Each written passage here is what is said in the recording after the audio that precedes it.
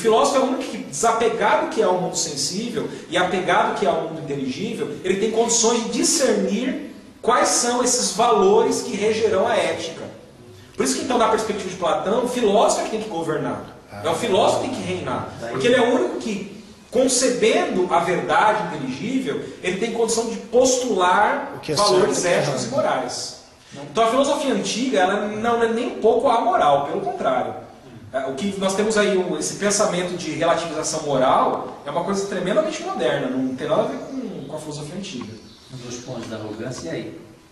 Sou eu. É assim, eu posso.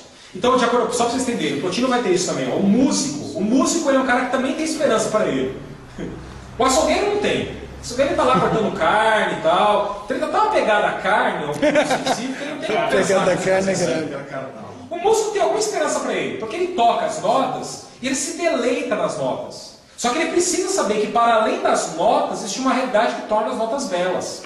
Se ele conseguir perceber isso, ou seja, por um privilégio de ofício, o ofício dele lhe permite, em algum momento, considerar que, para além das harmonias musicais, pode haver uma grande harmonia. Então ele é um privilegiado nesse sentido. Agora, o filósofo é o privilegiado por excelência, porque ele é totalmente desapegado das coisas materiais. Ele está preocupado na contemplação, no ócio produtivo, no ócio criativo. Aí, ele está preocupado em se retirar para que, através da contemplação, ele possa conceber o que é verdadeiro. E na busca do êxtase. A felicidade está no êxtase. Tá claro? Só voltar aqui para a metafísica de Plotino, tudo bem?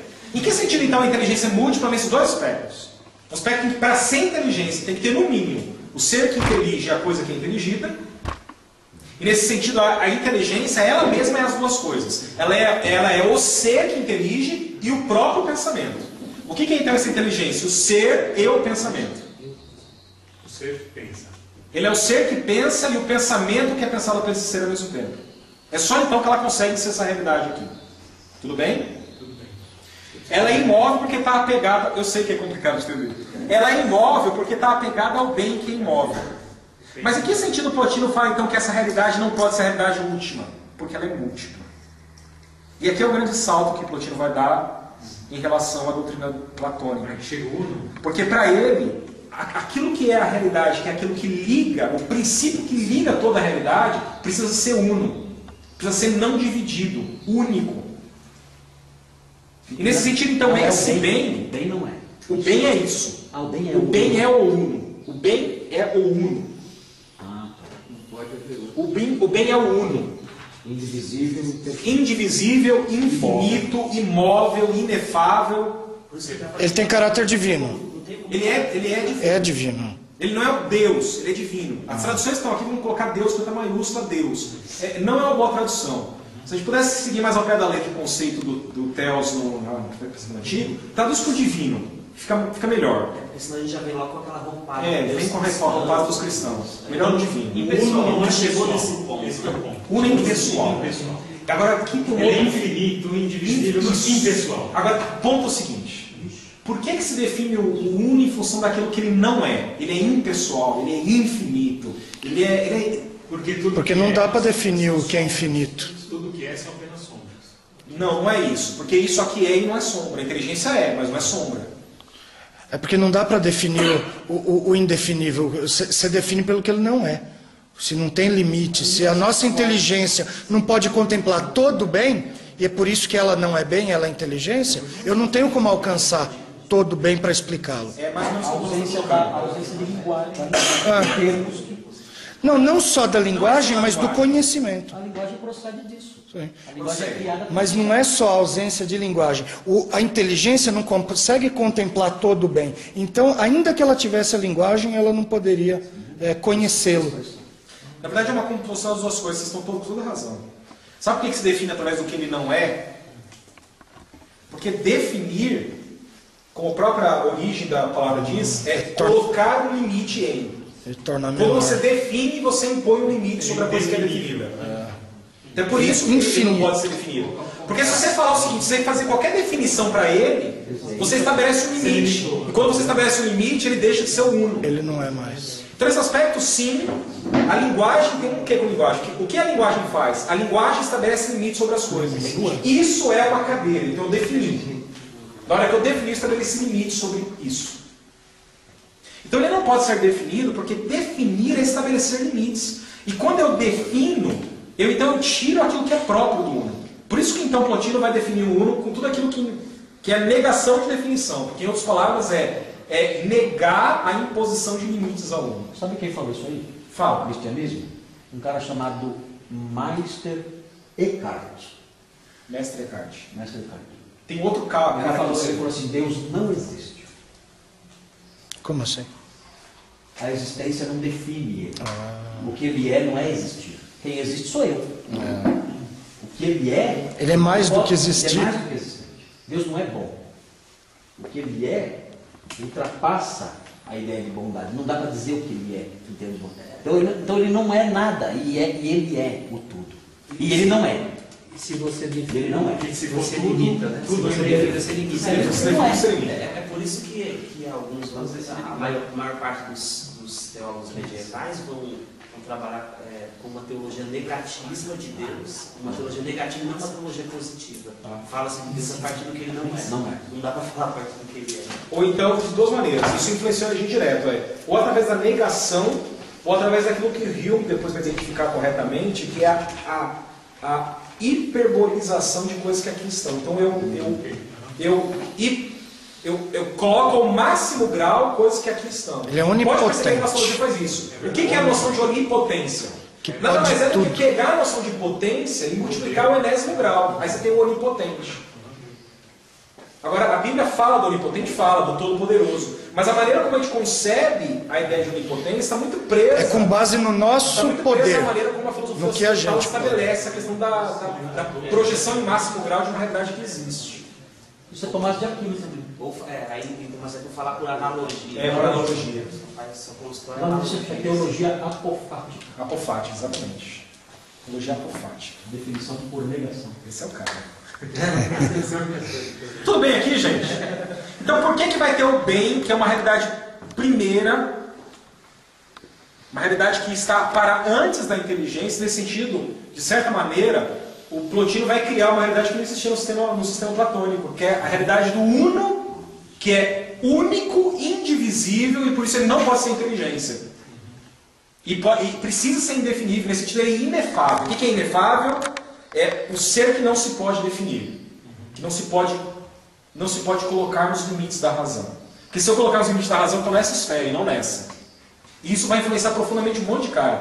Eu estou com uma música que o Jorge Camargo fez recentemente, ele fez o trabalho dele de mestrado, de doutorado, se não me engano, na história da igreja. Depois ele fez um disco com vários personagens da história da igreja e fez uma música relacionada a ele. E tem uma música do Anselmo que ele coloca justamente isso, né? É o bem absoluto, é o ser inefável, indefinível. E de certa maneira a teologia medieval vai estar muito presa a isso. Não dá para definir Deus. Nesse sentido, eu percebo que existe uma crítica que é feita contra a teologia protestante, porque a teologia protestante ela tenta definir o inefável. Ela tenta estabelecer afirmações sobre aquilo que não pode ser definido, com a razão. E nesse aspecto, então, ela tenta condensar sobre os limites da razão aquilo que está para além da razão. Agora, demais às vezes, né? Mas agora, aonde está situada essa crítica? Essa crítica está situada num sistema que rege a nossa mente, rege o nosso pensamento, faz sentido essa crítica, mas que tem a ver com isso, né? Existe uma realidade suprema. Que no fundo Deus é incompreensível. Que no fundo Deus é incompreensível. Conhecer aquilo que ele quer. Nesse ponto, Agostinho está de parabéns. Tudo bem até aqui? Agora sim, a inteligência ela também transborda, ela como realidade segunda, ela também transborda e dela procede um terceiro grau de realidade. E aqui nesse terceiro grau de realidade que nós temos é a alma. Nós também não estamos nada de sombra aí, tudo é realidade mesmo. Isso aqui é tudo realidade. Você não está aqui ainda. E aí, quando eu falo alma, não é a tua alma. É uma Ainda não. alma genérica. Essa aqui é a alma, não é a alma genérica. Ela é a alma superior. Ela é a suma alma, por assim dizer. Suma alma. Ela não é a sua alma. Da onde? Por isso que assim, filosofia antiga é complicada, porque você tem que colocar na tua cabeça algumas categorias que naturalmente não estão lá. Tudo bem? Então, enquanto a inteligência ela é um princípio, vou colocar assim, a inteligência ela é um princípio princípio racional. Tudo bem? A alma ela é um princípio de vida e de movimento.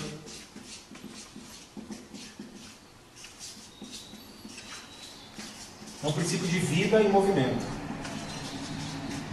Isso na verdade está muito ligado à ideia da... latim carrega consigo muito isso, né? O que é alma em latim? É ânima. Nada mais é do que vida, né? Então a alma é um princípio de vida. A alma é princípio de vida. E tudo que existe e tem vida, só tem porque a alma, ao transbordar também em uma outra realidade, ela acaba fazendo com que as almas existam. Aí nesse sentido, para além da alma, eu posso falar da sua alma. Mas até esse momento não, é só a alma, a grande alma, por assim dizer. Que é um péssimo... Eu estou colocando aqui, é um péssimo, porque nunca aparece em Plotino. Em Plotino aparece a alma suprema. Isso aparece uma vez em Plotino, a alma suprema. O que é interessante é que para a alma ser alma, ela precisa... O que faz a vida ser vida? O que faz a vida ser vida é justamente a capacidade que ela tem de gerar movimento. Então, enquanto a inteligência, ao contemplar o mundo, está fixa a ele, não por uma mobilidade que lhe é própria, mas que é inevitável à medida mesmo que ela está contemplando um ser que é imóvel. Aqui a alma, como não está presa diretamente ao sumo bem, ela então, a alma é uma realidade de movimento. É uma realidade em que, através do movimento então, é que a vida pode se tornar uma realidade. De alguma maneira, o mundo que a gente contempla hoje nada mais é do que uma processão da alma, em alguma medida. Porque o que a alma faz e o movimento acaba gerando é o mundo do devir, do vir a ser. É do você é, também você não é. É do vir a ser, do devir. O que é próprio do movimento é o devir. Como é que isso se relaciona na própria essência da alma, a alma suprema? Não me pergunte, porque é uma baita de uma aporia dentro do Plotino. Aporia nesse sentido que você sabe, a aporia é aquilo que não tem saída, né? Poros de saída, e a aporia é um tipo de palavra que a gente usa na filosofia para colocar naqueles problemas assim, difíceis de solucionar, beco sem saída. É uma coisa que ao cara afirmar, se ele for coerente com a sua própria configuração, ele não consegue levar isso adiante. É um tipo de uma aporia aqui dentro do sistema plotiniano. Mas é importante saber que para ele, realidade é isso aqui. É essa tríade de realidades. Por isso então, isso aqui vai se chamar de 3 hipóstases para Plotino. Agora só uma coisa, Rodrigo. Mas Platão foi até onde? Eu já te falo.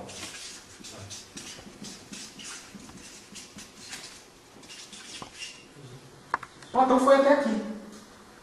Ele não foi até inteligência. Na verdade, o mundo inteligível está aqui.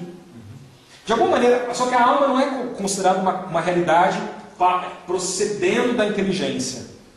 A alma faz parte dessa realidade inteligível. E é isso que explica o movimento de todos os corpos. Na percepção de Platão, você só está se movendo porque a tua alma te leva a se mover. É a alma que é a razão do movimento. Para Aristóteles, não. Para Aristóteles, a razão do movimento é que as coisas desejam, anseiam por uma realidade que é superior, que é o primeiro movimento do motor imóvel. E ao desejar o motor imóvel, ardentemente, é que elas se movem, elas como que se movem em direção a ele. É assim que o movimento é explicado para Aristóteles. Nesse sentido, as esferas celestes, elas anseiam o motor imóvel. E ao ansiar o motor imóvel, ela se move. Ao se mover, a esfera celeste, a esfera exterior, ela ao se mover, ela providencia a mudança das estações.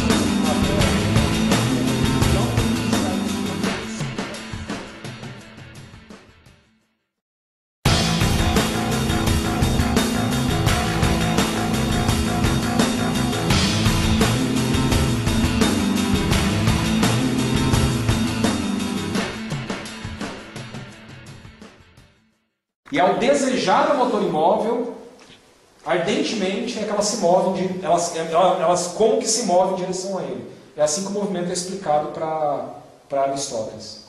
Nesse sentido, as esferas celestes, elas anseiam o motor imóvel. E ao ansiar o motor imóvel, ela se move. Ao se mover, a esfera celeste, que é a esfera exterior, ela ao se mover, ela providencia a mudança das estações, a primavera, verão, outono, inverno. E ao providenciar isso, então você tem o ciclo da vida estabelecido na Terra. Então é diferente no princípio de movimento para Aristóteles e para Platão. Para Aristóteles, nós nos movemos porque de alguma maneira nós fazemos parte de uma realidade inferior que anseia o motor imóvel. Para Aristóteles não, nós não nos movemos porque de alguma maneira tudo que se move tem alma contida dentro dele. Então podemos falar de alma racional, que atua, podemos falar da alma do cachorro, podemos falar da alma da planta. Nesse sentido a gente teria uma configuração de alma vegetativa, de alma animal, de alma racional, isso a gente encontra em Plotino. E também a gente encontra em Aristóteles, só para saber aqui. Tudo bem? Agora, o que são isso? 3 hipóstases, né? Eu fui tentar ir atrás disso aqui, porque eu não estava com acesso mais não estava mais com acesso da faculdade lá, da biblioteca. Qual seria a melhor definição de hipóstase? Porque a gente usa esse termo, né? União hipostática.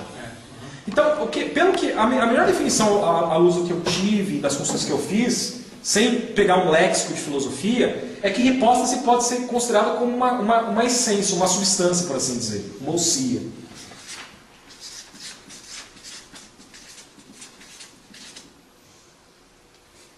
Nesse sentido, então, são 3 substâncias. É tudo que tem no mundo real, no mundo que é. E, na verdade, são substâncias porque elas são. O uno é, enquanto uno. A inteligência é, enquanto contempla o uno. E a alma é, enquanto contempla a inteligência. E essas 3 realidades são. Mas há algo de uma na outra. Há algo de uma na outra. Que é um transbordar. Exatamente. Porque essa questão, aí que entra a palavra processão. A inteligência provém do bem. Então algo do bem a ela é transmitido. A mesma coisa a alma. Algo da inteligência a ela é transmitido. Não é uma substância diferente. Ela é uma substância diferente, porque se fosse igual, seria ela mesma. Ela mesma. Mas notas da substância superior são contidas Vai nela. perder um pouquinho. Tudo bem? Ela é uma substância que procede dela, mas não é a mesma. Como, por exemplo, tentando fazer isso, você tem vamos trazer aqui para uma realidade, por exemplo, a criação do homem. Nós somos. Uma realidade a parte de Deus, mas procedendo de Deus. Se todas as notas divinas estivessem contidas em nós, nós seríamos Deus.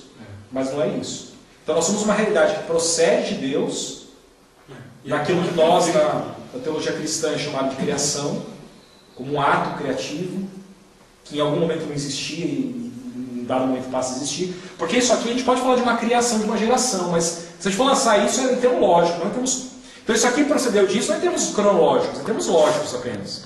Isso aqui foi eternamente procedente do uno, eternamente procedente da inteligência, só para a gente saber disso.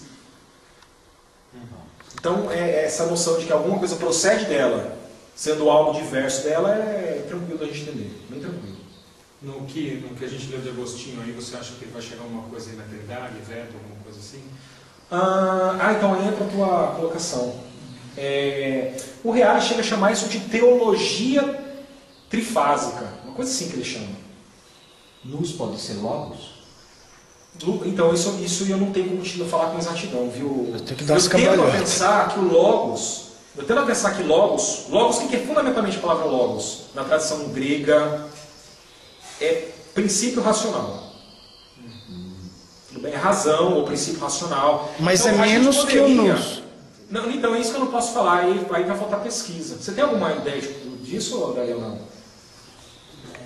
Se o logos poderia ser identificado com nous, ou se o logos nada mais é do que uma processão do nous, eu não vou poder dar uma resposta para você sobre isso.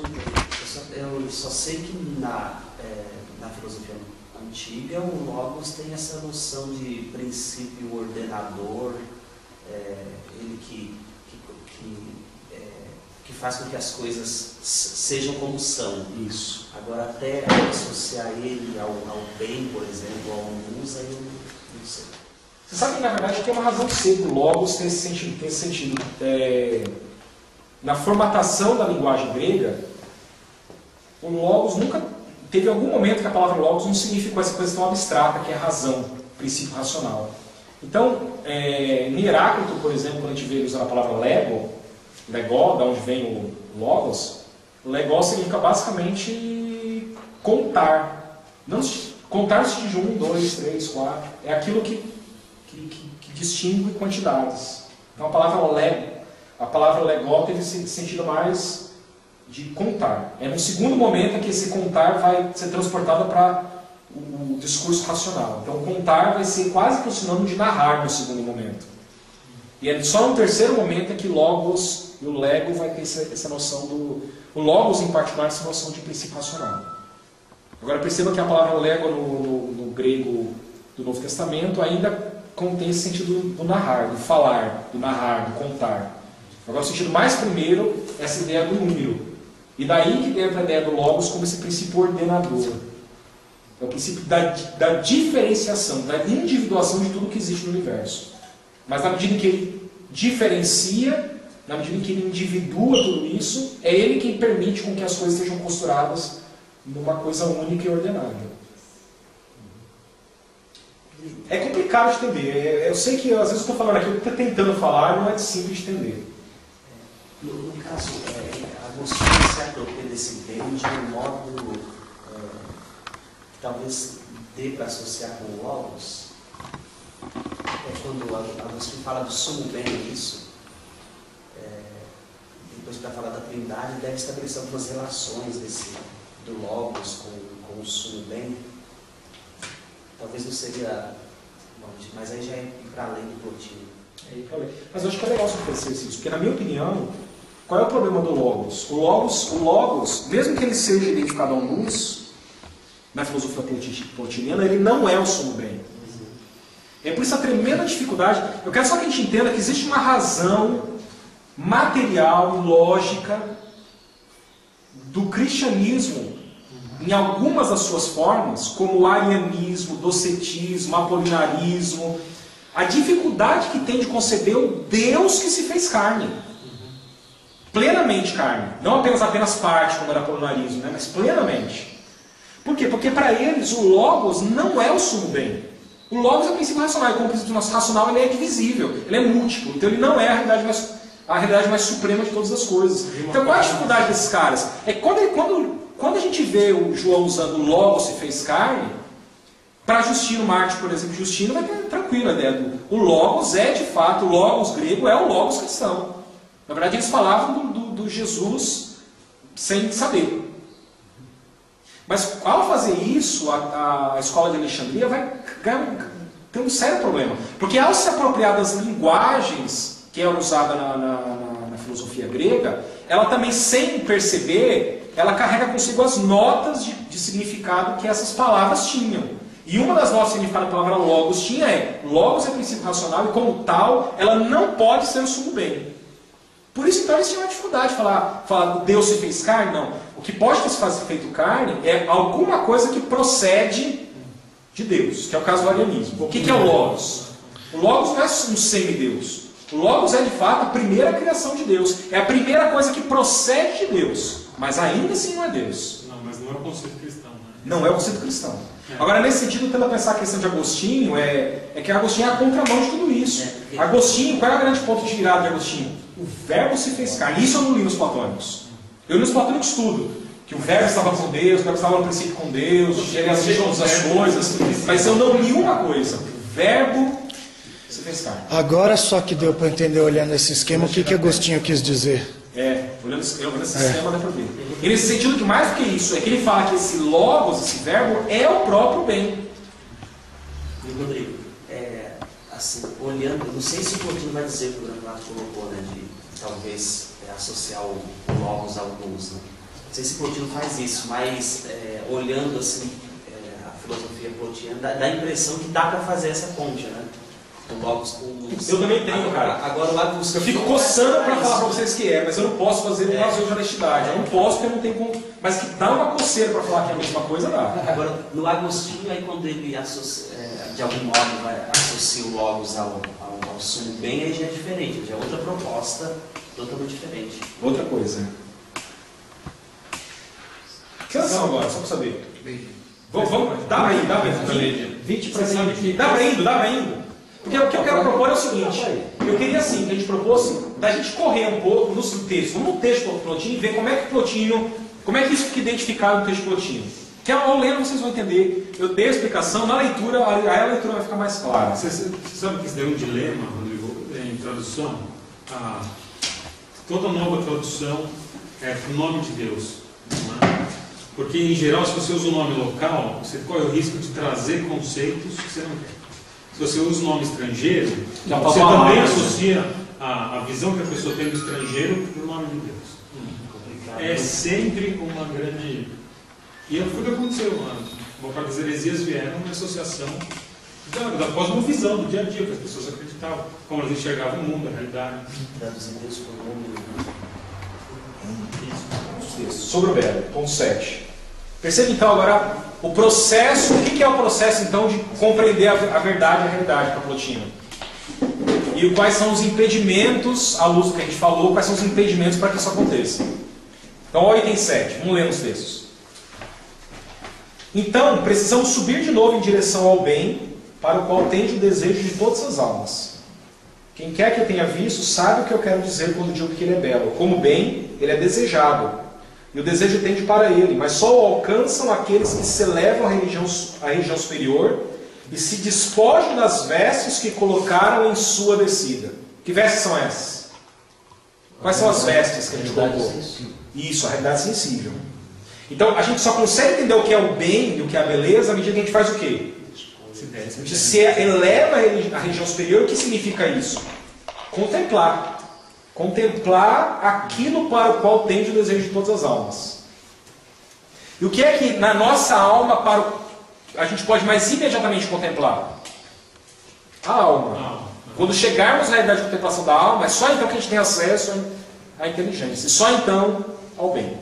Mas isso é possível de ser alcançado. Então, essa ideia do bem ser totalmente outro não está presente. Não. Porque se é totalmente outro. É totalmente transcendente. Esse bem é totalmente transcendente. E como que pode ser o caminho para chegar no bem? Pode ser por bem? Só pelo conhecimento dele. Então, o mundo sensível não pode revelar o que é bem. Porque essas realidades aqui, nenhuma delas é sensível material. Nenhuma vai delas. chegar na alma por meio da alma dele.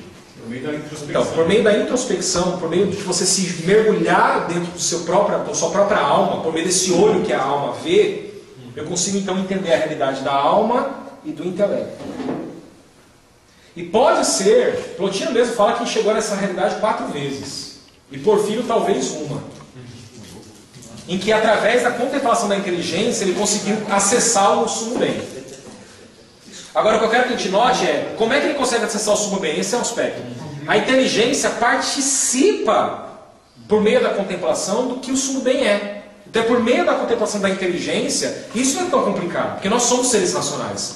De certa maneira, nós, seres humanos, somos privilegiados por vários aspectos. Os animais, eles nem podem acessar exatamente a alma, mas eles só são ser animados. Nós somos seres animados e intelectuais. Então, nós somos privilegiados porque com algum exercício de disciplina, focalizando e contemplando aquilo que a nossa alma deseja e se desapegando daquilo que desfoca a nossa alma, ou seja, a realidade sensível, eu posso chegar na contemplação disso com alguma central. É possível. E a partir disso eu posso contemplá-lo.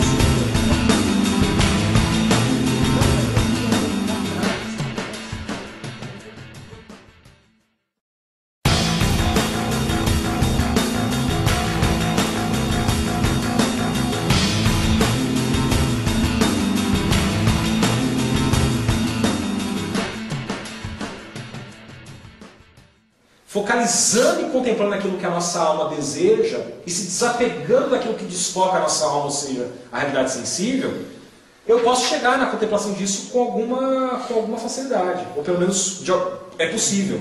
E a partir disso eu posso contemplar o sumo bem, é o que diz Plotino. Não me pergunte o que é na prática essa contemplação. Não me pergunte. Eu tendo a pensar que os movimentos monásticos são profunda derivação dessa contemplação que Plotino pregava. Então é possível, se a gente quiser entender melhor aquilo que se aproxima dessa contemplação, olhemos um pouco o que seria a contemplação desses primeiros cristãos. Porque é muito provável que é o mesmo grau de contemplação. Agostinho teve uma experiência dessas com a mãe dele. Está no texto. Uma vez. Uma vez. Antes dela morrer. Tinha que ser. Um dia antes. Um dia antes. Então, só continuar aqui. Como aqueles que sobem em direção ao santuário dos templos devem se purificar, deixar de lado suas antigas vestes e subir sem elas. Até que, tendo abandonado nessa subida, tudo que é estranho ao divino, vejam, sozinhos em seu isolamento, simplicidade e pureza, o ser do qual tudo depende. Do qual tudo depende ou do qual tudo procede.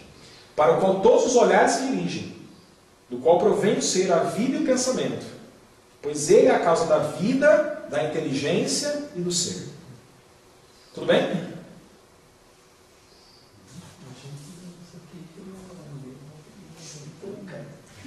Página 32. Página 32. Mas o que... Ponto 8. Mas o que temos de fazer para chegar a isso? Qual é o caminho para alcançá-lo? Como poderemos ver essa beleza imensa que permanece, por assim dizer, no interior do santuário e não se dirige para fora para ser vista pelo profano? Como poderemos ver essa beleza que está no interior do santuário e não se dirige para fora para ser vista pelo profano? Quer dizer, ela não está nas realidades exteriores, vista, visível, manifesta. Mas de alguma maneira está lá. Se ela não estiver lá, eu não conseguia pela alma ver aquilo. Mas ela não está de uma maneira assim manifesta. Mas vamos lá. Como é que a gente pode fazer isso? Essa é a pergunta. Diz Plotino. Que aquele que pode fazê-lo siga até a sua interioridade, abandonando a visão dos olhos, e não se volte para o esplendor dos corpos que admirava antes. Quando vemos as belezas corporais, esses simulacros, não devemos correr atrás delas, mas saber que elas são imagens, traços e sombras, ou seja, simulacros. E que, portanto, devemos fugir em direção àquela beleza com B maiúsculo, da qual elas são uma imagem. O que são a imagem dos corpos? O que são a beleza dos corpos? Imagens da beleza com B maiúsculo. E é preciso fugir um pouco dessa beleza simulacra, para que eu possa, a partir disso, conceber a beleza com B maiúsculo. Então, o mesmo ocorre com quem se prende à beleza dos corpos e não quer abandoná-la. Porém, será a sua alma e não o seu corpo que mergulhará nos tenebrosos abismos. E tanto aqui como no Hades, nesse caso, o local do sepultamento, tudo bem? Local dos mortos. Sua inteligência viverá apenas com as sombras. Fujamos então para a nossa querida pátria. Muito curioso, sabe? Fujamos então para a nossa querida pátria. Eis o melhor conselho que se pode dar. Mas como fugir? Como encontrar o caminho para tornar a subir? Devemos fazer como Ulisses, que diz o poeta, enfim. Só pega a sequência da página 33. Nossa pátria é o lugar de onde viemos, e nosso Pai está lá. Muito curioso. E aqui não estou falando, são frases como essa, que é óbvio que existem identificações com o cristianismo. Agora, até que ponto isso de fato já estava contido no platonismo, ou até que ponto isso já não é influência da história cristã que o Amônio em algum momento da sua vida teve? Comentando no século III aqui. Século III. Nós não sabemos isso. Nós não sabemos. Plotino acreditava que isso estava em Platão. É por isso que ele coloca aqui. Tá bom? Mas está 700 anos depois, né? 9. Então, o que esse olho interior vê? Ao despertar ainda não é capaz de olhar para o grande esplendor que está diante dele. Não adianta só ser desperto, porque o que está diante dele é um grande esplendor. Por isso a alma precisa habituar-se primeiro a contemplar as belas ocupações, depois as belas obras, e por fim precisa habituar-se a contemplar as almas daqueles que realizam belas obras. Então é por meio da contemplação de esplendores menores é que a alma vai se habituando a ver o esplendor maior. As artes são fundamentais para isso. Eu aprecio a obra, depois eu aprecio o artista que fez a obra. Isso. Lembrando que o artista que fez a obra ainda não é isso. Para chegar lá. Assim como, são analogias, assim como quando eu vejo a obra eu aprecio o artista, da mesma maneira eu vou apreciando as belezas inferiores para descobrir de onde elas procedem. Elas procedem de onde? De uma beleza com B maiúsculo. Vai graduando, faixa branca. Primeiro dança. Até chegar em 7 cachoeiras. Ok, a frase que eu quero destacar aqui. A frase que eu quero destacar aqui. Mas como é possível sermos capazes de ver a beleza da alma boa? Resposta: volta o teu olhar para ti mesmo e olha. Frase importante. Porque essa frase tem Agostinho. Algumas vezes. E quando está em Agostinho, qual que é a ideia dele? Mesma coisa. Mesma coisa. Mesma coisa. Só está repetindo. De alguma maneira, o Agostinho fala: eu conheci o divino quando eu olhei para dentro, que nem foi o exercício que os platônicos me ensinaram. A única coisa que eu não pude conceber ao olhar, fazer esse exercício, é uma única realidade. O verbo se fez carne. Isso eu não consegui. Isso os platônicos conseguiram chegar. Isso eu consegui encontrar pela revelação. Mas sem a revelação, só fazendo esse exercício de contemplar por meio do olho da alma, eu consegui chegar à compreensão de que o Logos existe, de que existe um ser divino, enfim, e uma outra série de outras realidades. Lembra que ele colocou exatamente isso antes da sua conversão, antes do capítulo sobre conversão. A gente vai voltar para os textos e vão ver perceber isso em Agostinho. A gente só está lendo os textos, a gente vai chegar lá. Mas no caso, quando ele contemplou, ele não está buscando a beleza da alma? Não, ele está procurando a beleza que está para além da alma, da qual essa beleza da alma procede. É a grande beleza. Rodrigo, você já não acha que... Quer ver? Ó, página 34, no meio. No final desse parágrafo primeiro da página 34.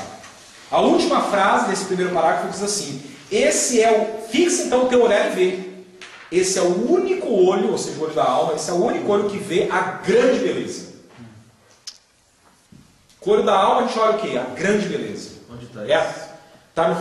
Tá vendo o primeiro parágrafo da página 34? A última linha, a última frase do primeiro parágrafo. Agora perceba qual é o exercício que os platônicos querem gerar. E por que era tão complicado entender o Logos que se faz carne? Porque na proposta platônica e da neoplatônica, a questão não era do divino se tornar humano, porque isso seria diminuir o divino. A proposta platônica era que nós nos tornássemos divinos, por assim dizer. Isso está claramente manifesto no último parágrafo da página 34, primeira linha. Portanto, que todo aquele que queira contemplar ao divino e ao belo, se torne antes divino e belo. Acharam? Isso só é possível por meio da contemplação. Processo. Tudo bem? A teologia grega, ela cria na salvação como divinização. Aí. Muito também do hinduísmo, né? Mas ele traz essa ideia de crescimento na divindade. Ok, próximo texto, texto 2. Sobre o primeiro bem e os outros bens. Enéada 1,7. Só um comentário que para Platão as artes não tinham tanto valor, por exemplo, a imagem, ela era uma cópia da cópia da realidade. Né? Então, nessa ascensão, as artes elas são cópias. São meras cópias. Então, Elas são cópias de uma ideia. Elas são cópias de uma ideia. A ideia já é uma representação mental da realidade. A arte é infinita. Próximo texto. Próximo texto, texto 2. Texto 2, sobre o primeiro bem e os outros bens. Estão comigo? Tranquilos? Texto 2 aqui, qual parágrafo? Texto 2, sobre o primeiro bem e os outros bens. É uma folha só, então você não tem como se perder. Página 40 e 41. 2. No item 2. Qual é a relação que todas as coisas têm com o bem? As coisas desprovidas de alma dirigem-se à alma. E essa dirige-se ao bem por meio da inteligência. Então, a gente vai para o bem assim, por meio da inteligência. Na alma, rumo à inteligência até o bem. Todas as coisas têm algo do bem. Pois se possuem certo grau de unidade e de existência, é por participarem de sua forma ideal do bem. E o que é que de nós tem participação com o bem? Do ser humano. O que é que do ser humano tem participação com o bem? Com o bem?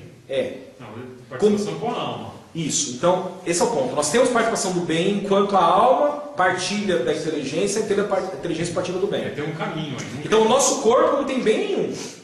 Mas tem algo dentro de nós que é a nossa alma. Ela sim pode descobrir e participar desse bem. Ela pode descobrir o caminho. Isso, então no próximo parágrafo. Mas a alma, a primeira alma, que é essa aqui, perceba como ele define, aqui vem logo depois da inteligência, tem uma vida mais próxima da verdade. Se ela dirigir seu olhar para a inteligência, possuirá a natureza do bem, posto que a inteligência está imediatamente abaixo do bem. Tá claro? Então, se eu contemplar a alma, a própria alma contempla a inteligência. E a inteligência, por sua vez, contempla o bem. Então, é por meio da contemplação, da focalização nesses círculos aqui, é que a gente tem acesso à alma. Tudo bem? Ponto 3. Se a vida é um bem, todos os seres animados possuem o bem? Não. No malévolo, a vida é manca. Perceba a definição de mal aqui que vai estar sugerida aqui em Plotino. Ela é como o olho de quem tem a visão turva, não cumpre plenamente sua função.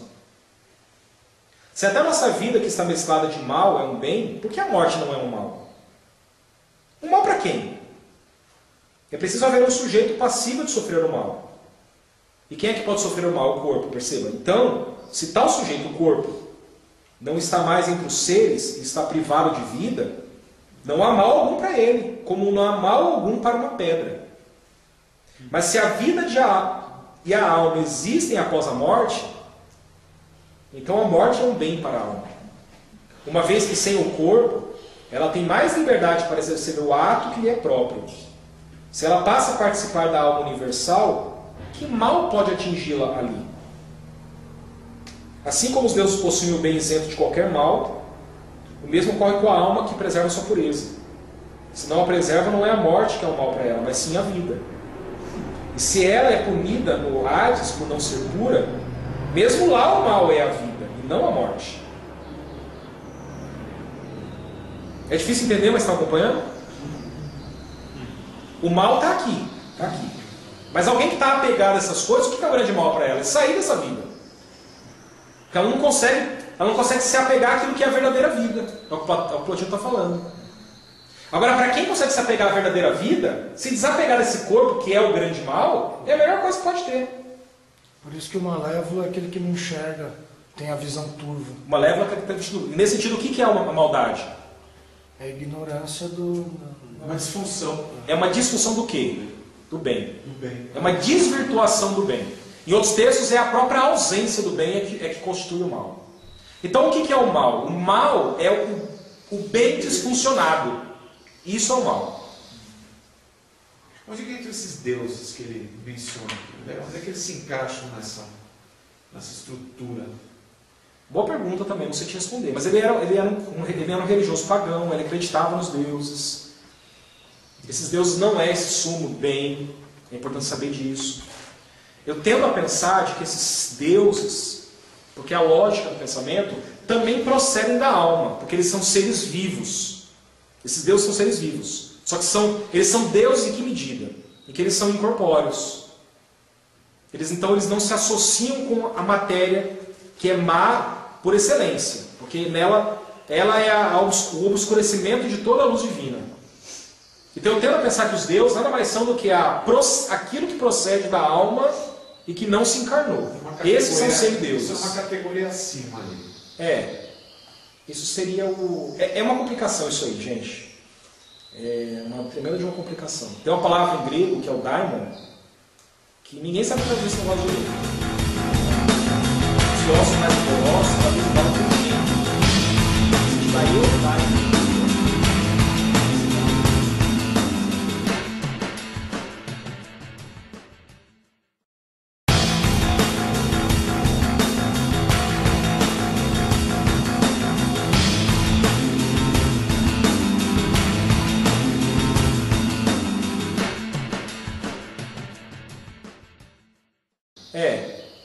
Isso seria o... É uma complicação isso aí, gente. É uma tremenda de uma complicação. Tem uma palavra em grego, que é o daimon, que ninguém sabe traduzir esse negócio direito. Os filósofos mais rigorosos traduzem daimon por gênio. Nesse sentido, a eudaimonia, que é felicidade na nossa maneira como a gente aprendeu no seminário, nada mais é do que o bom gênio, ou talvez o bom estado de espírito. Então, nesse sentido, daimon seria o bom estado de espírito, o gênio. Por outro lado, alguns traduzem daimon como demônio mesmo, ou então como anjo. É um baita embaraço lidar com essa realidade que é viva, mas incorpórea. O que é isso? Mesmo os intérpretes atuais têm dificuldade de definir bem esse negócio. Vamos para frente? Próximo texto, texto 3. Como que está abaixo do primeiro provém dele. Eu quero só que vocês percebam agora aqui o movimento de processão, de procedência. Página 56 e 57. Texto 3. Só pode haver um princípio como esse, pois se houvesse outro, ambos se tornariam um, uma vez que não se trata de princípios corporais. O uno não é um corpo. Nada simples pode ser um corpo. Então essa é a ideia do simples aqui para o uno. Quando a gente fala que Deus é simples, a gente está justamente identificando a simplicidade de Deus tem a ver com o fato de ele ser não múltiplo, não complexo. E não me pergunte como é que isso se relaciona com a doutrina da Trindade, que eu não tenho a mínima ideia. Apenas o uno não é um corpo, nada simples pode ser um corpo, pois o corpo é gerado, mas o primeiro princípio não é. O primeiro princípio é ingerado. Apenas um princípio incorporal e completamente intocado pela multiplicidade poderia ser o primeiro. Então perceba o que é o primeiro? É um ser ingerado, intocado e não múltiplo. É por isso que na frente ele vai descartar a inteligência. A inteligência não pode ser isso. Por quê? Porque a inteligência ela é múltipla por natureza. E ó, a gente vai ver isso na sequência.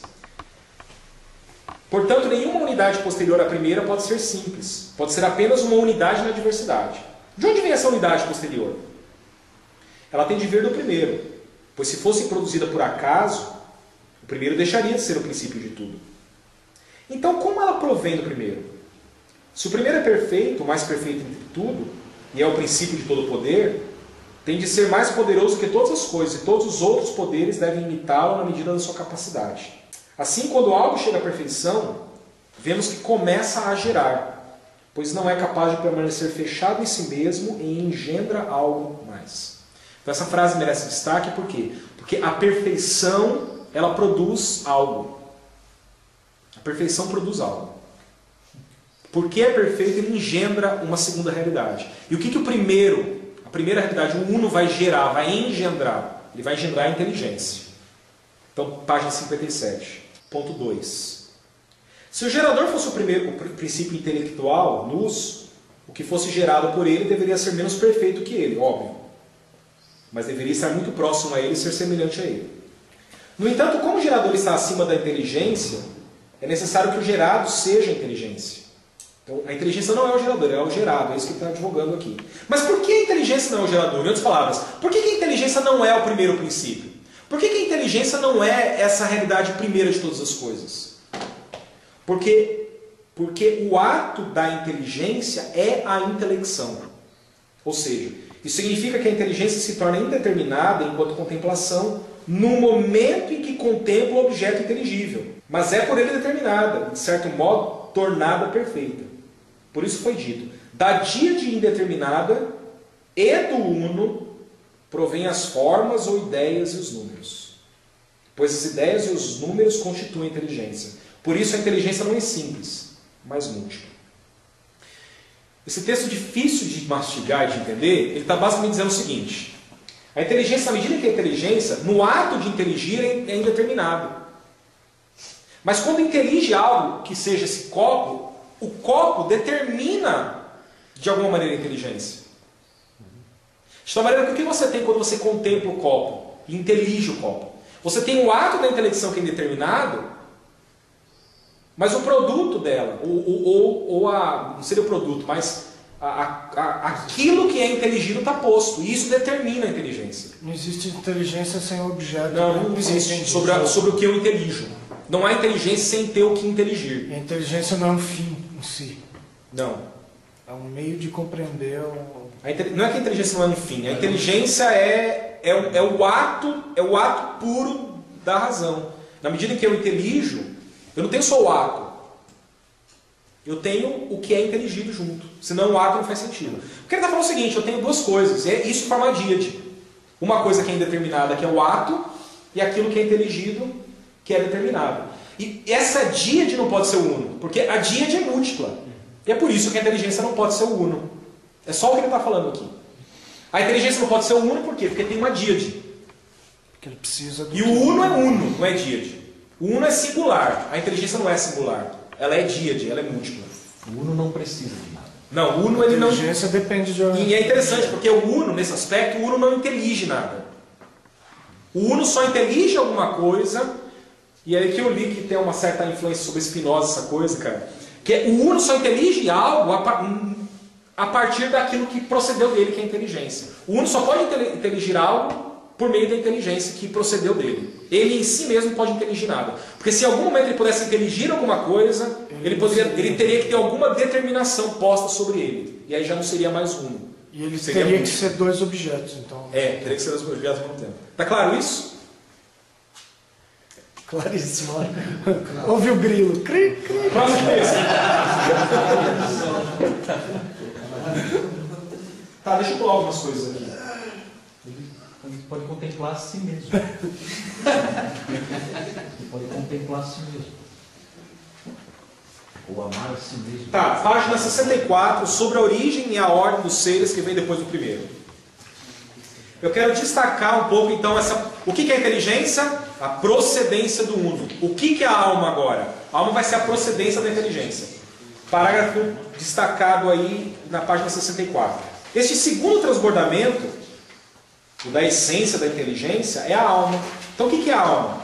É o transbordamento da inteligência, que veio assim à existência, mas a inteligência permaneceu inalterada. A alma surgiu como uma ideia e um ato de inteligência imóvel, que também provém de uma origem, que permaneceu imóvel e inalterada. Mas a operação da alma não é imóvel, pois ela gera a sua própria imagem, ou hipóstase, pelo movimento. Ou seja, a alma ela gera alguma coisa, uma substância. E essa substância ela é móvel, ela está posta em movimento. O que é a substância? São as almas menores, por assim dizer. Então, vou repetir de novo esse trecho. A operação da alma não é imóvel, pois ela gera a sua própria imagem, pelo movimento. A contemplação do que lhe deu origem a preenche. E empreendendo o movimento no sentido contrário, ou seja, ela contempla o que está acima dela, que é a inteligência. Mas, fazendo um movimento contrário e descendente, ela gera a sua imagem, ou hipóstase. Essa imagem da alma são os sentidos e o princípio vegetativo. Então, olha a alma vegetativa que posta. Então, a primeira alma que a gente observa que tem movimento é a alma vegetativa. E o que é a alma vegetativa? Nada mais é do que uma processão da alma. Queridos, só para a gente entender um pouco na sequência, só para vocês não acharem isso que é infindável, eu só vou ler então essas diferentes almas. A gente vai ler um último texto que vai definir um pouco o que é o mal para Plotino, e a gente vai identificar com clareza o argumento que Agostinho vai usar. E aí os textos estão com vocês, leiam eles, tentem entender. Mastiga ele 1, 2, 3 vezes, senão você não vai entender. Eu espero que a explicação seja uma base mínima para você saber em que universo está pisando. Mas depois a gente vai dar uma olhada nas confissões, nos trechos, só para vocês verem como a gente vê muito do plotinismo dentro de Agostinho. Interessante. Então, só para esse penúltimo texto que a gente vai olhar. Ponto 2, página 65, sobre os tipos de almas. No caso da alma que entra em uma espécie vegetal, o que está ali é uma hipóstase. A mais rebelde, menos intelectual delas. Mas é uma hipóstase. Que alma é essa? É a alma vegetal. No caso da alma que entra num animal, que prevalece e a conduz para lá é a faculdade sensorial. Então o que é a alma sensitiva? É a alma animal. Nesse sentido, os vegetais não sentem. Os animais sentem. Mas sentem por quê? Porque dentro deles está posta a alma sensitiva. E o que é a alma sensitiva? Uma processão da grande alma. No caso da alma que entra no homem, e dá para ver claramente essa ideia da alma que habita o corpo, não é? O corpo como sendo um invólucro para a alma. No caso da alma que entra no homem, o que prevalece no movimento exteriorizante é a faculdade racional. Ou seja, nós temos aí a alma racional. Como a alma, tendo se originado na inteligência, tem esse princípio imanente em si, ela tem um desejo inato pela atividade intelectual e pelo movimento em geral. O que ela está dizendo é o seguinte: assim como a inteligência procede do sumo bem e deseja ele por contemplação, tudo aquilo que procede da alma também faz esse movimento. De tentar desejar a alma, que é o princípio de movimento, e no caso do homem, o princípio de atividade intelectual. Tudo bem? Último texto de Plotino, antes da gente voltar para Agostinho. As três hipóstases iniciais. As três hipóstases iniciais.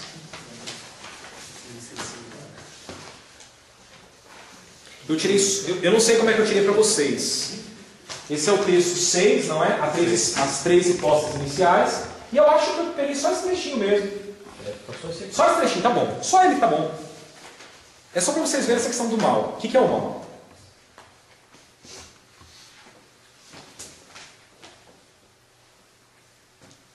Segundo parágrafo. A origem do mal... Não, vamos pegar antes, que senão fica ruim. O que pode ter levado as almas, elas que eram parte do mundo mais alto e pertenciam completamente a ele, a esquecerem seu Pai, o divino, e a ignorarem tanto a si mesmas como a ele? Essa pergunta está posta na experiência cotidiana. Por que os homens não conseguem perceber que tem essa alma para ser contemplada? O que fez com que os homens se esquecessem dessa alma e dessa realidade aqui? Que pela razão a gente consegue conceber. O que fez os homens esquecerem disso? A origem do mal que as tomou, ou seja, o que fez os homens se esquecerem dessa realidade é o mal. O mal é que impede os homens de contemplar essa realidade superior. A origem do mal que as tomou foi a vontade própria. O mal como sendo resultado do mau uso da vontade. A depravação total. O mau uso da liberdade gera esse mal que toma conta dos homens. Ou seja, a possibilidade dos homens contemplarem alguma coisa diversa daquilo que mais primordialmente deveria ser contemplado, ou seja, a alma, o intelecto e o sumo bem, é por causa que a liberdade tem capacidade de divergir-se e contemplar outras coisas. É aí que surge o mal. Então vamos ler de novo. A origem do mal que as tomou foi a vontade própria. Foi a entrada na esfera da alteridade e o desejo de permanecerem a si mesmas. Oi? Pertencerem a si mesmas. Elas conceberam o prazer dessa liberdade e se permitiram mover-se por si mesmas. Tomando assim o caminho contrário e afastando-se cada vez mais de seu princípio, acabaram por perder até mesmo a lembrança de sua origem divina. O que é o mal, então? O mal nada mais é do que o esquecimento da origem. O perder o foco do objeto para o qual a alma foi gerada. Mas isso é por causa de um... O mal nada mais é então do que você perder de foco o bem. Agora, isso é por causa de um deslumbre com o que ele se vê agora. O sensível. E por isso que viver nesse mundo sensível é um grande mal. Aliás, o mal só pode ser vivenciado aqui. É por isso que ele fala que na morte que mal pode haver. Porque só pode sofrer o mal quem está no corpo.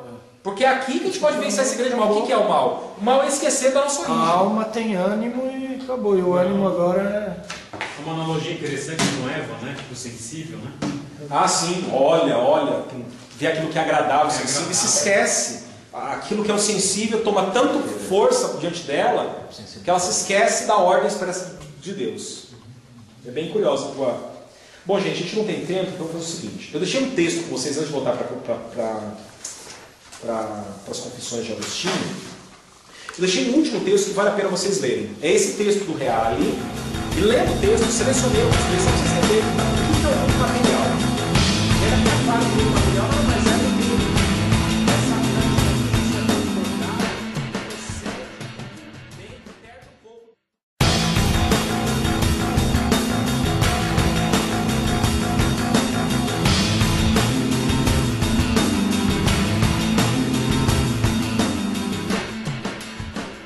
Bom, gente, a gente não tem tempo, então vou fazer o seguinte. Eu deixei um texto com vocês antes de voltar para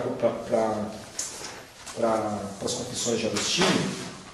Eu deixei um último texto que vale a pena vocês lerem. É esse texto do Reale. E lendo o texto, selecionei alguns trechos só para vocês entenderem o que é o mundo material.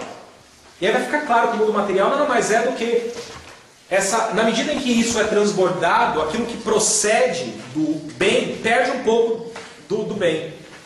E da mesma maneira a alma. É na perda, é no enfraquecimento desse princípio divino é que se estabelece o mundo material. É a tese do Reale. Eu não tenho como testar se essa tese é correta. Mas à luz dos textos que ele menciona, eu fiz questão de manter 3 dos textos que ele menciona, dentro do que foi escrito, vocês vão perceber que parece que é isso mesmo. Tudo bem? Então, o mundo material nada mais é do que um enfraquecimento do princípio divino. E isso pode ser...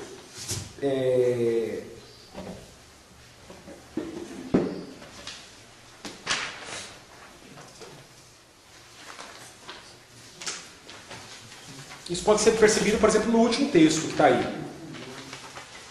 Mas a necessidade do mal pode ser compreendida também da seguinte maneira. Uma vez que não existe somente o bem, é necessário que na processão que dele provém, ou se se quer exprimir de outro modo, no perene degradar-se e decair, nesse sentido a processão, ela é entendida como um degradar-se, um decair. Por quê? Porque se perde realidade no meio da processão. Então, no perene degradar-se e decair, atinge-se o último, depois do qual não é possível que algo venha a existir. E esse é o mal. Então, o mal como degradação do que é bom. É necessário que exista o que vem logo depois do primeiro. Consequentemente, haverá também o termo último. E o que é esse termo último? Esse termo mais degradado? A matéria. Que nada mais guarda dele. Essa é a necessidade do mal. O mal, então, nada mais é do que a completa abstenção, ausência do bem. É aquilo que se perdeu por Isso completo. está Quando se ligado perdeu à por completo, matéria? a matéria, isso é a matéria. É a matéria. Não é que isso está ligado à matéria.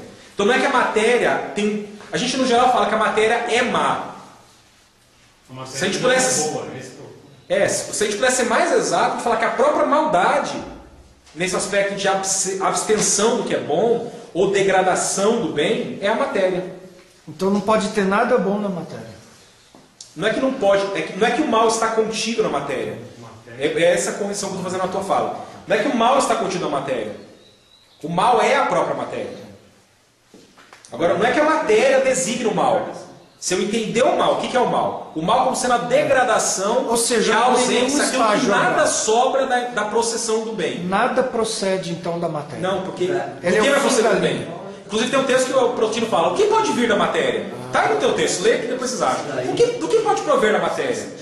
Porque já que houve um total esgotamento da capacidade criativa, nada mais pode ser criado dela. Daí o verbo se fez carne, nada disso. Rodrigo, nenhuma ideia quanto, então ele fala do uno, dessa ideia de um Deus, mas quando fala a ideia de diabo, demônio, ele tinha alguma ideia disso? Do que? Do mal como uma entidade. Mas aí o mal não é moral, né? Perdão, qual é a tua pergunta? Quem teve? Plotino. Qual a ideia que ele tinha quanto a Satanás, demônios, ele tinha isso aí ou não? Isso não existe para ele. O mal para ele não é moral, né? Não, eu não tive como acessar os textos éticos das Enéas, mas assim, nós não estamos falando do mal moral, a gente está falando do mal ontológico. Faz sentido essa palavra para vocês? Nós não estamos falando do mal moral, estamos falando do mal ontológico. O que é o mal ontológico? Isso está em Agostinho e entre nós, está conosco aqui também. A gente faz uma distinção clara entre o mal moral, então eu adulterei, é o mal moral. Mas como é que eu sei que o adultério é errado, é pecado, ou o que quer que seja? É porque ele não é a plena correspondência ao bem ontológico, que é o próprio Deus. Então a nossa teologia faz diferença entre o mal moral e o mal ontológico. O que nós estamos falando aqui é do mal ontológico. O mal como sendo a completa ausência e degradação do bem. Tudo bem? É desses graus aí de perfeição. Falta perfeição. Falta perfeição. Os seres têm menos ser. Os seres têm menos ser.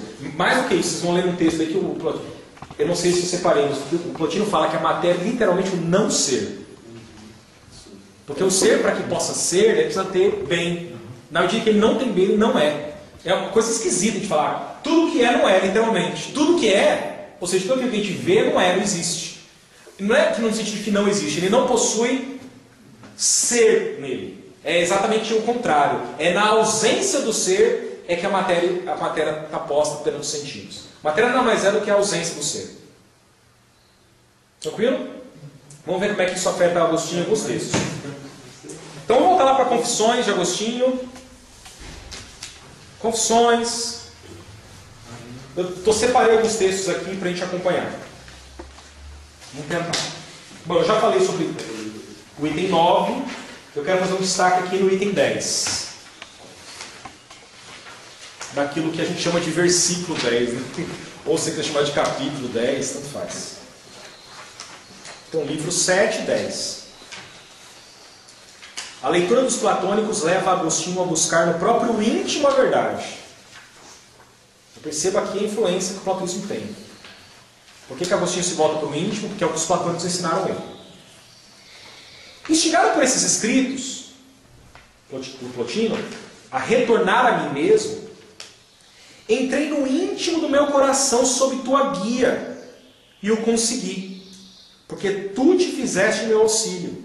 Entrei, e com os olhos da alma, já leu isso antes, com os olhos da alma, acima desses meus olhos, a gente já leu isso antes também, e acima da minha própria inteligência, a gente também viu isso aqui no sistema de Plotino, vi uma luz imutável. Oh, vou ter que ler Confissões de novo. Não é fantástico, gente? Ver como as coisas estão ligadas? Só uma observação que eu acho que é importante. Existe aquele módulo que a gente lê Confissões com aquele viés teológico, né? Associando tudo com óculos da teologia cristã. E existe esse módulo de ler Agostinho com o viés filosófico, tentando enxergar o percurso racional que ele faz para as coisas. Acho que as duas são interessantes, mas parece mais produtivo a gente olhar com esse óculos filosófico, perceber o percurso que ele faz, para então chegar às conclusões cristãs que ele chega. Se usar uma Famoso viés do texto. Tá, para a gente não perder a ordem, eu vou pular um texto, mas assim, só continuar aqui até o finalzinho, olha. Não era essa luz vulgar. O que é essa luz imutável? Inefável? É o uno. É o uno. Até aqui o momento é o uno. Não é a luz que deu. O que ele está falando aqui é o seguinte, até o momento eu estou expressando o neoplatonismo, do qual o Agostinho vai se desvencilhar. Mas ele vai dar um salto, e o grande salto é a doutrina da encarnação. A doutrina da encarnação situa os pés de Agostinho de maneira definitiva no cristianismo. Então não era essa luz vulgar e evidente a todos com os olhos da carne, ou uma luz mais forte no mesmo gênero. Não é essa luz que a gente vê, em outras palavras. Era como se brilhasse muito mais clara e toda abrangência com sua grandeza. Não era uma luz como essa, mas totalmente diferente das luzes dessa terra. Também não estava acima da minha mente como óleo sobre a água, nem como o céu sobre a terra, mas acima de mim porque ela me fez, e eu abaixo porque fui feito por ela. Quem conhece a verdade, conhece essa luz. E quem a conhece, conhece a eternidade. Agora, Agostinho não desvincula isso em nenhum momento de Deus. Porque na sequência ele vai falar: o amor a conhece, ó eterna verdade, ó verdadeira caridade. Aqui é um coração totalmente cristão, né? És o meu Deus, por ti suspiro dia e noite. Então o que eu estou falando, o que eu li nos platônicos é que existe essa luz inefável. Uma luz diferente, uma luz que eu posso ver só com o olho da alma. Essa luz é Deus. Deus, por ti suspiro dia e noite. 17. Eu quero que vocês percebam um pouco como é que funciona então esse contemplar. Como é que na verdade o olho da alma procede? Como é que na verdade eu posso retornar para mim mesmo? E nesse sentido, conceber essa luz inefável e imutável. Ponto 17. Gradual ascensão na descoberta de Deus.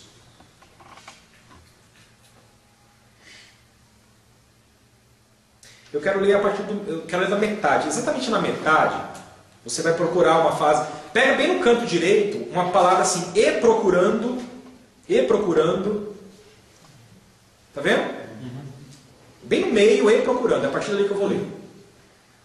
E procurando descobrir em que me baseava para julgar dessa maneira, acima da minha inteligência mutável, a verdade autêntica, a eternidade mutável.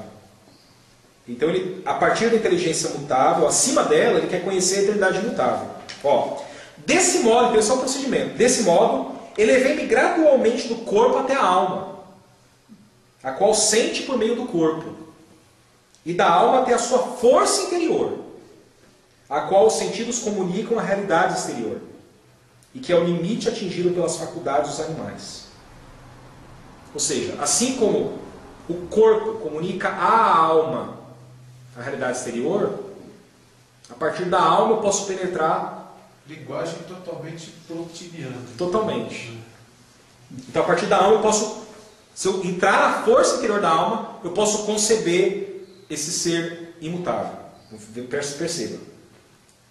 Daí subir até o poder do raciocínio, que julga conforme a percepção fornecida pelos sentidos corporais. Mas como também essa potência se reconhece imutável, elevou-se até a inteligência.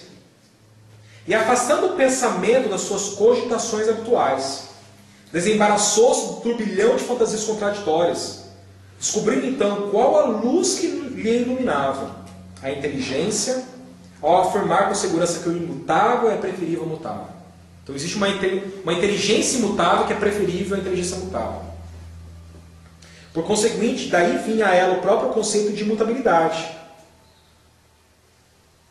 Conceito esse que de algum modo a inteligência devia possuir para que pudesse preferi-lo ao que é mutável. Então a inteligência anseia o que é imutável. E anseia porque em alguma medida ela tem participação com isso. Foi assim que no lampejo de comovida intuição, então no meio dessa contemplação, no lampejo de comovida intuição, a minha alma ela chegou até aquele que é. Percebi então o invisível que em ti se torna compreensível através das coisas criadas. Mas não fui capaz de fixar o olhar em ti. E sentindo renascer minha fraqueza, voltei aos objetos habituais. Então aqui o Agostinho está retratando essa experiência que o neoplatonismo acabou impulsionando sobre ele. Num processo de contemplação, ele foi saindo, ele concebeu que da alma, assim como a alma concebe as realidades exteriores, a alma concebe as realidades exteriores porque o corpo informa isso para ela. Então ele parte do princípio, olha, parece que a minha alma também pode comunicar algo e pode participar de algo de alguma realidade superior. Porque eu penso que é mutável, mas eu tenho o conceito de mutabilidade. Então ele tenta tirar de si o pensamento mutável e fixa o olhar naquilo que é imutável. E ao fazer isso, como de súbito, intuitivamente, uma experiência profundamente mística, ele chegou até essa luz imutável. Né? Então, isso, até aí, o que o Agostinho está falando? Até aí, o neoplatonismo poderia me levar. De conceber que existe um Deus. E isso eu posso conceber olhando para dentro de mim mesmo. Com o olho da minha alma, eu posso conceber que existe um Deus. Qualquer influência disso sobre os argumentos teleológicos, em particular não teológico, mas em particular o ontológico, o argumento ontológico pela existência de Deus, e também o argumento antropológico, não é mera coincidência. Né? A gente tem aqui já os resquícios disso. Por meio do homem, o homem consegue conceber realidades que são imutáveis, o perfeito. Se ele fixar o olhar nisso, numa experiência contemplativa, num lampejo, ele pode ver essa luz imutável. Vamos lá. Algo inerente a ele. Oi. Ele consegue. Observação. Sem por mais uma vez que ele deseja Eclesiastes, que Deus colocou a eternidade no homem. É justamente um argumento que alguns liberais têm de que o cristianismo é só um produto da filosofia grega, nada mais que isso. Conforme a gente vê na própria filosofia grega, dá para se chegar a alguma concepção do divino usando somente a razão. Então o cristianismo não é exatamente um produto da filosofia grega, é porque a filosofia grega foi até um certo ponto, que depois o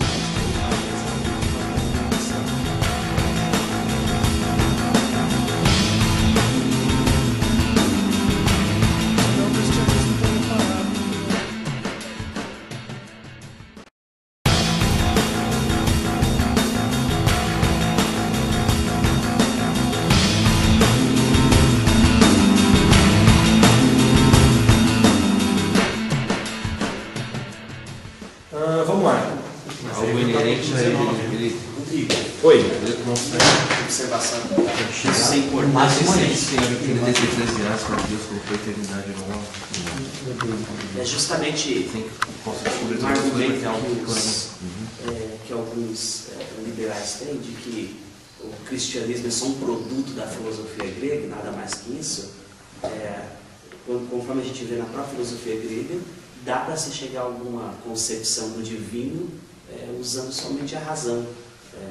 Então o cristianismo não é exatamente um produto da filosofia grega, é porque a filosofia grega foi até um certo ponto, que depois o cristianismo vai mais além por causa da revelação, mas não dá para ligar o cristianismo à filosofia grega, que ele é um produto. Senão o cristianismo teria parado onde a filosofia parou também. Na verdade é que o divino pode ser até certo ponto percebido por meio da própria razão. E não é isso que Paulo diz, que a criação proclama. Deus se revela. Pô, gente, assim, a gente tem que saber lidar com isso, porque é óbvio que tem uma influência do neoplatonismo no Agostinho, e do Agostinho isso tudo passa para nós, mas a gente tem que tentar entender o seguinte, é verdade, por meio da razão dá para chegar a algumas verdades. Isso eu acho que tem tudo a ver com a imagem de Deus em nós. Sim. Mas aí o bicho pega na salvação. O bicho pega numa questão, cara. A encarnação, cara, é achar. Olha, o cristianismo é mais do que. Isso eu tenho convicção. O cristianismo é mais do que uma realidade racional, um conjunto de proposições que a gente coloca no livro. O cristianismo é um evento histórico. Em algum momento da história, Deus se fez carne e se encarnou. A gente não tem ideia da força que essa realidade tem sobre. Não é só sobre a salvação, sobre a compreensão do que é de fato a verdade. A gente não tem ideia. Não é à toa que os medievais eles gastam tempos refletindo sobre a encarnação. Eles se deleitam na encarnação, porque a encarnação é o grande mistério que faz com que o cristianismo se situe, não como realidade proposicional, mas como realidade histórica. Deus se fez carne. O Bernardo de Claraval, ele contemplava tanto a encarnação, era um mistério para ele tão inefável, para usar a palavra de Plotino, que ele estava andando uma vez em volta de um lago com um amigo dele e meditando sobre a grandeza disso, de Deus se fazer carne, que depois de algum tempo o amigo dele falou assim, que lago bonito, né? Ele disse assim, que lago? Ele não viu o lago. E andou, não volta. Tamanha o impacto que o pensamento de Deus encarnado causava sobre ele. É daí que em Agostinho a fé ela não é contrária à razão, mas ela está para além da razão. Ela não é a mesma coisa que a razão, ela também não é contrária à razão, mas está para além. Ela revela coisas que a razão não consegue chegar. Mas sabe o que eu acho interessante? Que desses camaradas para cá, em termos de raciocínio, o ser humano só caiu. A coisa ficou muito mais na sombra, né, do que no transcendente. Né? Então você pega os pensadores, né, posteriores de hoje, são débeis mentais do que já foi, não já chegaram. Né? Isso é uma tristeza. Posso soltar 2 destaques aí de serra? Manda brasa. 2 destaques, mais um. Então, penúltimo destaque, e aí depois eu vou para o último. O último é a questão da encarnação, que eu quero destacar, porque é a grande chave de mudança. O penúltimo é a questão do mal. Como a questão do mal, tal como Agostinho coloca, está totalmente posto já pela tradição plotiniana. Vamos ver isso? 12. E depois a gente vai para o 16. 12. Tudo que existe é bom. O mal não é uma substância.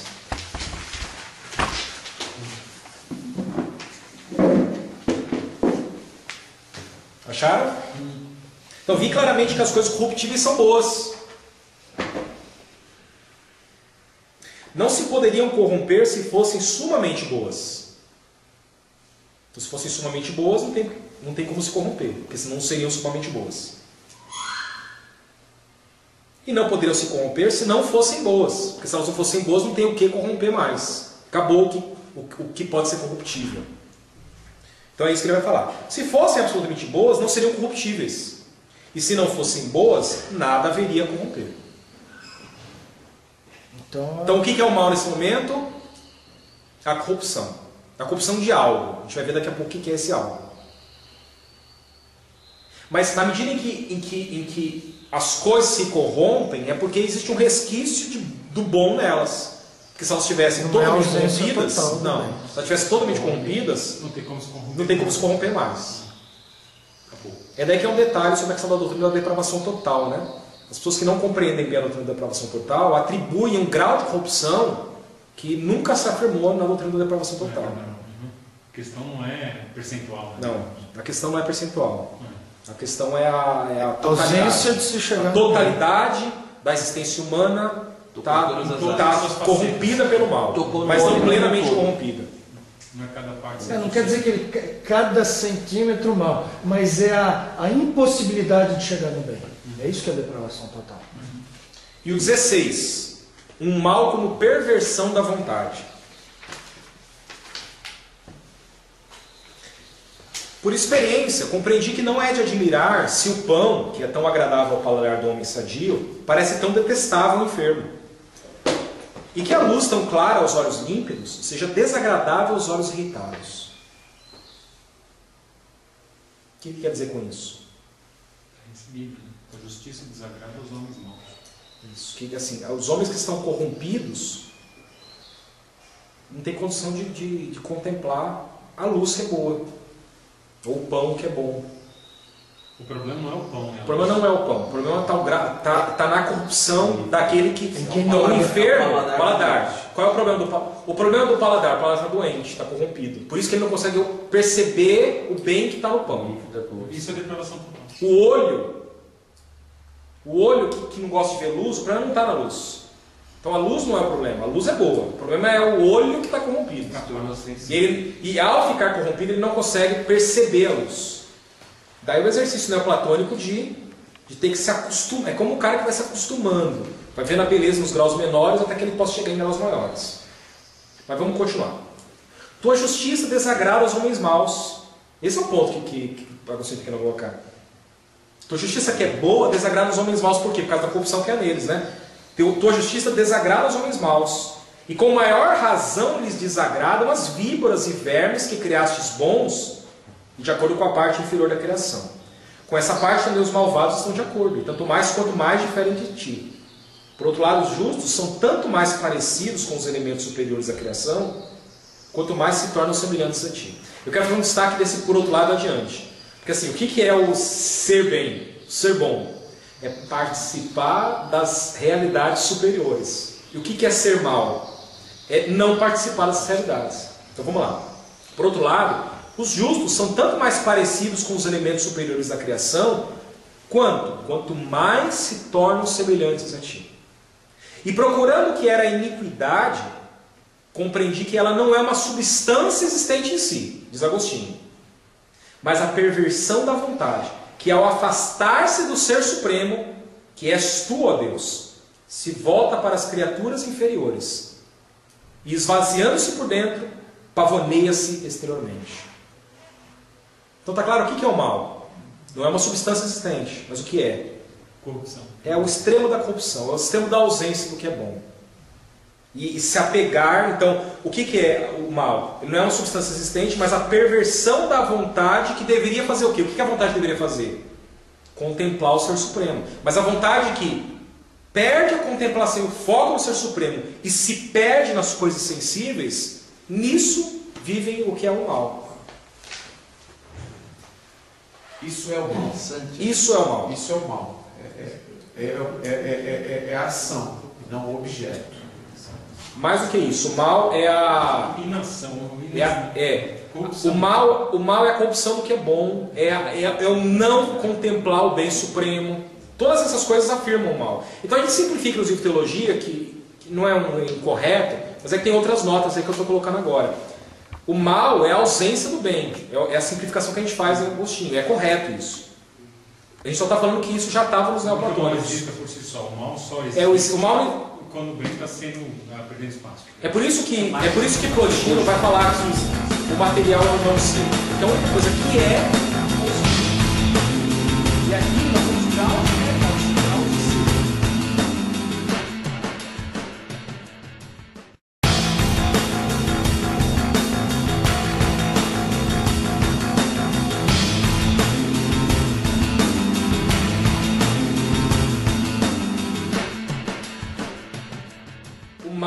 ausência do bem.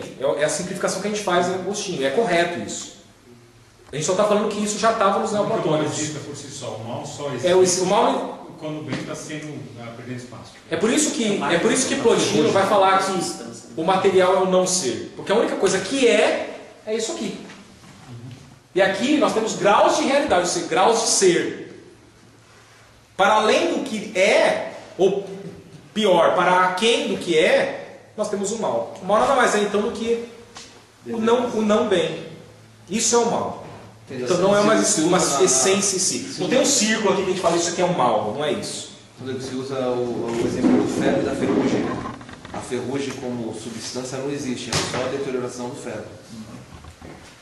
O calor e o frio se também. você não procurar a ferrugem, a substância, você nunca vai encontrar. A não ser que o ferro se estrague. O frio também, não, mas é do que a ausência do calor. Né? Que essa descoberta, na verdade, de Deus, você estava falando a respeito disso, estava pensando um pouco na encarnação, no amor de Deus em ter dado o Filho.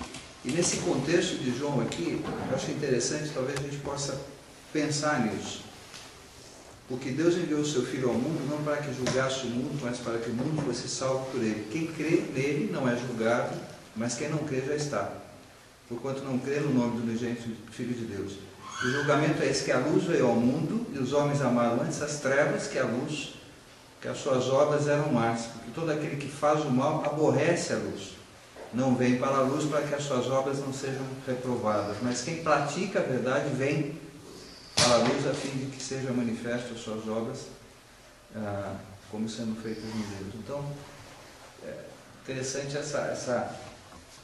esse trecho que você estava lendo aqui, remete um pouco para isso.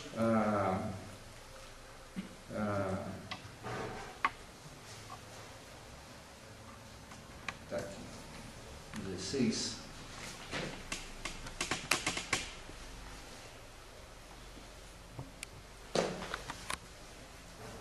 O exemplo daquilo que separa o homem dessa verdade e daquilo que...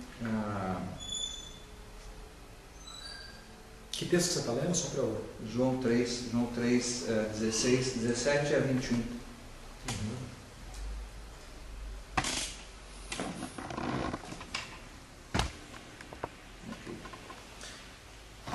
Bom, e o último destaque é só isso, é página o ponto 19, é só colocar o que é que coloca, que posiciona definitivamente Agostinho na fé cristã, e de lá ele não vai se demover nunca mais. E de alguma maneira não é que ele vai rejeitar a tradição platônica, ele vai corrigir na ótica dele a tradição platônica à luz de uma verdade fundamental, que é a grande verdade evangélica no cristianismo primeiro, né? Uma delas é a doutrina da expiação, mas a grande doutrina que vai encantar a igreja a partir do quarto século é a da encarnação, sem dúvida nenhuma. Então, vamos lá, 19. O mistério é encerrado nas palavras: o verbo se fez carne. Contudo, eu pensava de outro modo. Para mim, Cristo Jesus, o meu Senhor, era apenas um homem de extraordinária sabedoria, ao qual ninguém poderia igualar-se, sobretudo pelo milagroso nascimento de uma virgem para dar-nos o exemplo de desprezo pelas coisas temporais, a fim de atingirmos a imortalidade. Parecia-me ter recebido tão grande autoridade do magistério, graças à solicitude de Deus para conosco, mas nem ao menos podia imaginar qual o mistério encerrado nessas palavras: o Verbo se fez carne. Dele eu sabia apenas o que nos transmitiam as Escrituras, isso é, que comeu, bebeu, dormiu e caminhou, sentiu alegria e tristeza, conversou com os homens, e que aquela carne se tinha unido ao Verbo pela alma e pela inteligência humana. Então era assim que ele tinha concebido o Verbo. Era um ser que tinha caminhado, mas que tinha de alguma maneira participado do Verbo divino. É uma doutrina bastante do apolinarismo aí, não é? Tudo isso é sabido por quem conhece a imutabilidade do teu Verbo. Imutabilidade que eu já conhecia tanto quanto possível, da qual não duvidava de maneira nenhuma. Com efeito, mover voluntariamente os membros do corpo, ou não movê-los, ora ter um sentimento, ora não senti-lo, ora exprimir pensamentos através de palavras sábias, ora ficar em silêncio. São manifestações próprias de uma alma e de uma inteligência mutáveis. que foi escrito sobre ele, se fosse falso, tudo mais poderia ser mentira. E nada restaria nesses livros para a salvação do gênero humano através da fé. Sendo autênticos os livros, eu reconheci em Cristo o homem completo.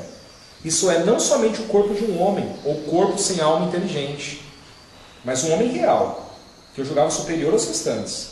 Não porque fosse a verdade em pessoa, mas em virtude da singular excelência da sua natureza humana e de uma participação mais perfeita na sabedoria. Ali, no entanto, acreditava que os católicos, no caso os cristãos, crendo num Deus revestido de carne, sustentassem que em Cristo só existia Deus, carne, e não alma e inteligência humana. Então Jesus era meio homem só, Por estar persuadido de que as obras de Cristo transmitidas pela tradição não podiam ter sido executadas, senão por uma criatura cheia de vida e inteligência, aproximava-se da fé cristã com certa apatia. Mais tarde, vindo a saber que esta era uma concepção errônea dos hereges apolinaristas, aderiu plenamente com alegria à fé católica. Quanto a mim, confesso que só muito mais tarde vim a saber que o significado dado pela doutrina católica às palavras "o Verbo se fez carne" era muito diferente do sentido dado pelas falsas crenças de Fotino.